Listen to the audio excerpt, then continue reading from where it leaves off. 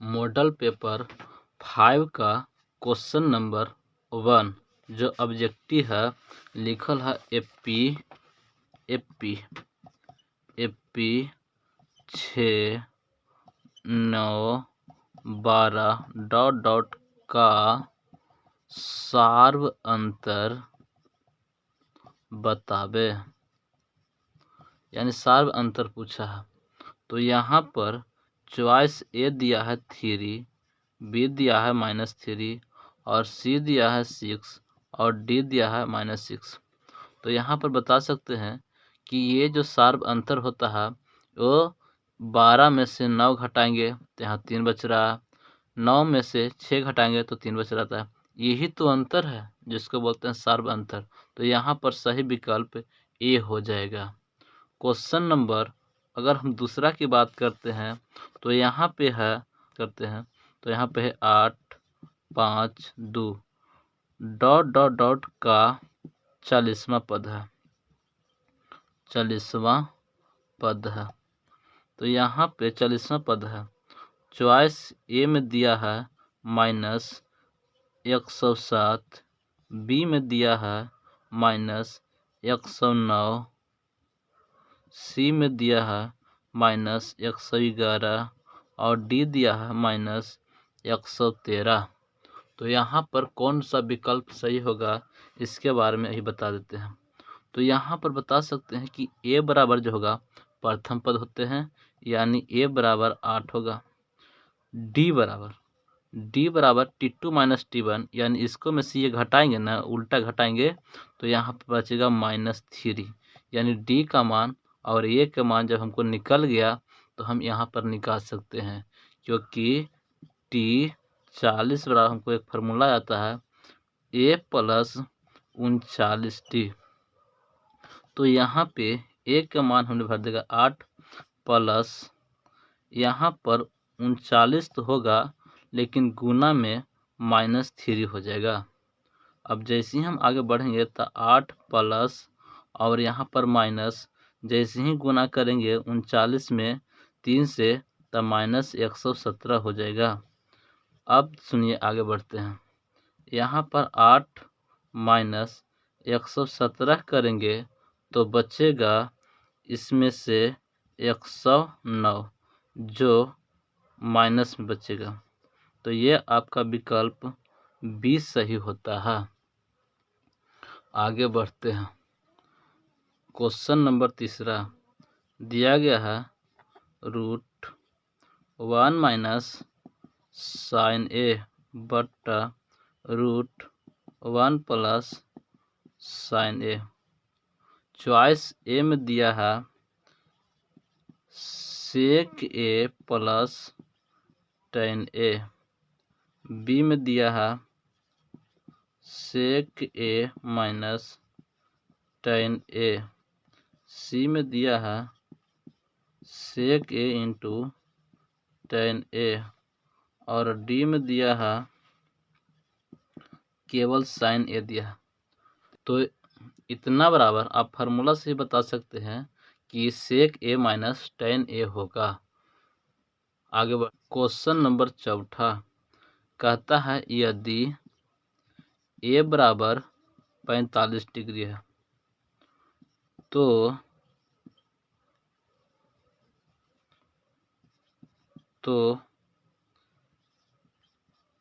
sec A + cosec A का मान बताना है। तो यहाँ पर देख सकते हैं कि लिखेंगे sec 45 degree plus cosec 45 degree. तो आपको याद होगा sec 45 का मान होता है √2 प्लस cosec 45 का भी मान होता है √2, यानी इसका आंसर जो होगा 2√2। चॉइस कौन सही होगा? डी चॉइस में दिया गया है 2√2। चलिए आगे बढ़ते हैं। क्वेश्चन नंबर 5 कहता है दो समरूप त्रिभुज के क्षेत्रफलों का अनुपात, यानी क्षेत्रफल का अनुपात दिया है। क्षेत्रफल का अनुपात दिया है 121:64।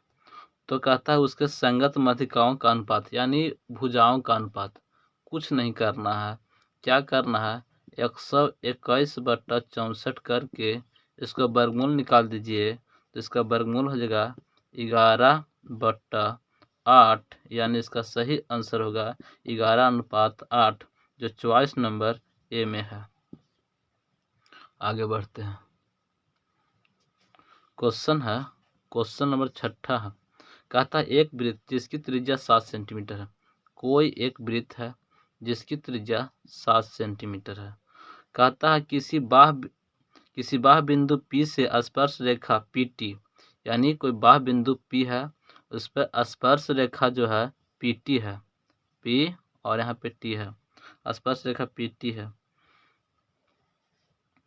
की लंबाई 24 सेंटीमीटर है। यदि ओ केंद्र यदि ओ वृत्त का केंद्र है, चलिए ओ वृत्त का केंद्र है, ये वो है, तो OP की लंबाई होगा, यानी इसका लंबाई पूछा है। तो ये बता सकते हैं कि ये 7 है, ये 24 है, तो इसका आंसर डायरेक्ट निकल ना गया, 25 होगा। बोले क्यों? क्योंकि यहाँ पे हम कह सकते हैं कि ये जो होगा ना, ये होगा कर्ण, यानी OP है जो कर्ण है, ये कर्ण है। और कर्ण बराबर फार्मूला होता है √अंडर लंब के स्क्वायर प्लस आधार के स्क्वायर। यहाँ पे लंब के स्क्वायर करें तो 7 के स्क्वायर प्लस 24 का स्क्वायर। आगे बढ़ेंगे, 7 7 49 प्लस 24 का होगा 576, जोड़ला पर आ जाएगा 625, और 625 का वर्गमूल होता है 25, यानी यहाँ पर C चॉइस सही होता है। क्वेश्चन नंबर 7 दिया है। यदि एक वृत्त का क्षेत्रफल 64 पाई है, एक वृत्त का क्षेत्रफल यानी वृत्त का क्षेत्रफल 64 पाई दिया है, तो इसकी परिधि बताना है। क्षेत्रफल दिया है, परिधि बताना।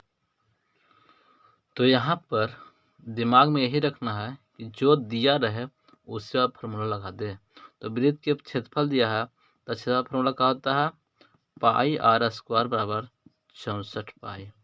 पाई से पाई खत्म कर देंगे, r बराबर √64 हो जाएगा ना, क्योंकि स्क्वायर बनाए तो रूट छेगा, यानी r बराबर हो जाएगा कि इसको कितना, इसको हो जाएगा 8। हमको पूछा है वृत्त के परिधि। अब बता सकते हैं परिधि का फॉर्मूला क्या होगा, 2πr होता है ना।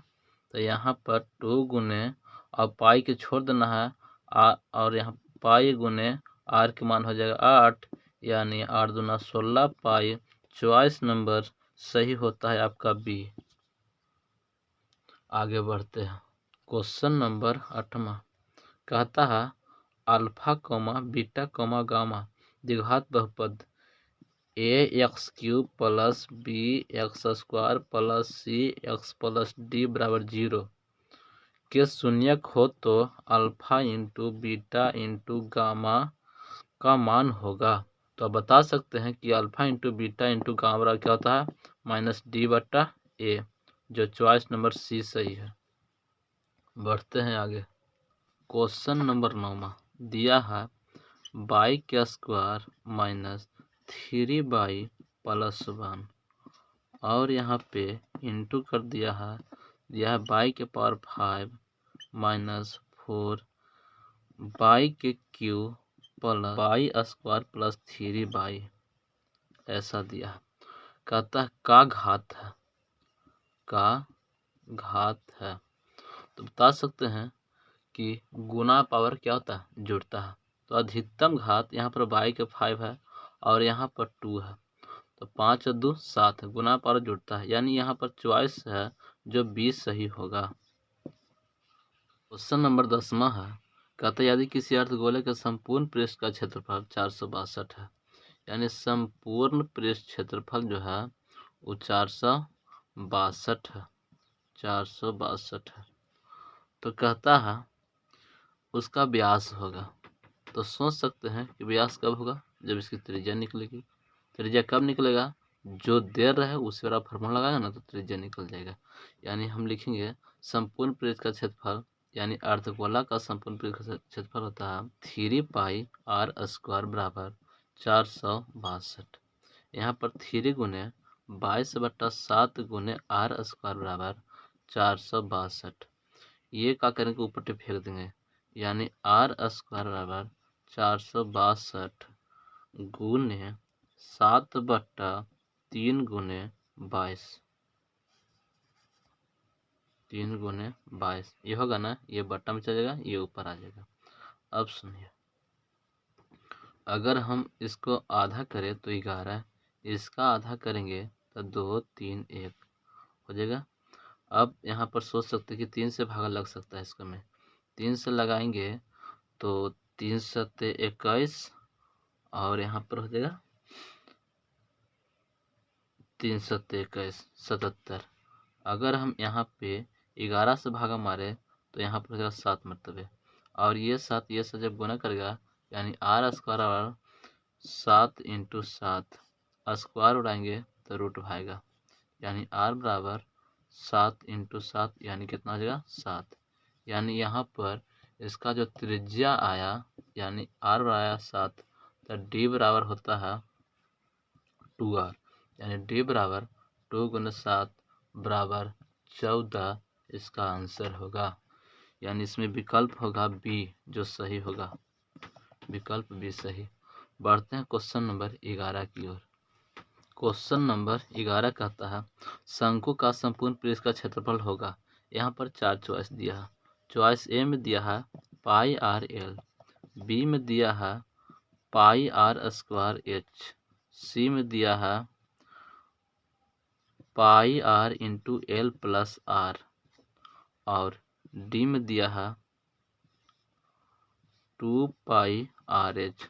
तो यहाँ पर सही आंसर ये होगा, क्योंकि शंकु का संपूर्ण पृष्ठ का फार्मूला होता है πr × l + r। बढ़ते हैं क्वेश्चन नंबर 12 की ओर। क्वेश्चन नंबर 12 कहता है यदि 130 बराबर 15 गुने 8 + 10 और 15 बराबर दिया है 3 गुने 5 + 0, तो कहता है कि मासा बताना है। मासा सोच सकते हैं कि ये जो है 130, ये इस सब के बारे में नहीं सोचेंगे, डायरेक्ट सोचेंगे कि हमको पहले संख्या है 130, दूसरी संख्या है 15, पर 130 के हम तोड़ते हैं तो 2 से, तो यहाँ हो जाएगा 65। फिर अगर यहाँ हम इसको तोड़ते हैं 2 से तो नहीं लगेगा, 3 से भी नहीं लगेगा। अब हम लगाएंगे इसको 5 से, तो यहाँ हो जाएगा 13, 13 × 5 = 65। अब यहाँ पर हम 13 से अगर लगाते हैं तो ये हो जाएगा 1 मरतबे। उसी प्रकार अगर हम 15 के तोड़ते हैं तो यहाँ पर 3 से 5, 5 से 1 हम लिख सकते हैं, यानी 130 बराबर 2 गुने 5 गुने 13 गुने 1 और 15 बराबर लिख सकते हैं 3 गुने 5 गुने 1। अब यहाँ पर मासा के लिए वही व्यवहार करेंगे जो दोनों में कॉमन होता है, वही मासा होता है। तो यहाँ पर कॉमन क्या है, तो केवल 1 मिल रहा, ये 1 मिल गया कॉमन, और यहाँ पे 5 मिल रहा है कॉमन, यानी इसका जो आंसर होगा ये 5 गुने 1 बराबर 5 आंसर। क्वेश्चन नंबर 13 कहता है p/2 के पावर m गुने 5 के पावर n के रूप में दिया है 0.67 को लिखा जा सकता है, और यहाँ पर 4 को चॉइस भी दिया है। तो यह 4 चॉइस में कोई एक चॉइस मिल जाएगा। तो पहले हम इसको लिख लेते हैं। इसको अगर हम लिखेंगे 0.67 उड़ा देंगे इसको, तो यहाँ पर बट्टा में 100 हो जाएगा, यानी 67/1/00। अभी हम 100 को खंड करेंगे। 100 को अगर हम खंड करते हैं तो 2 से 50, 2 से 25, 5 से 5 है ना।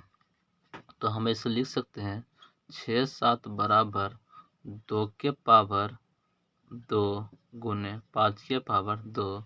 जो चॉइस नंबर कीमत सही है यहाँ पे है बी, चॉइस बी सही है।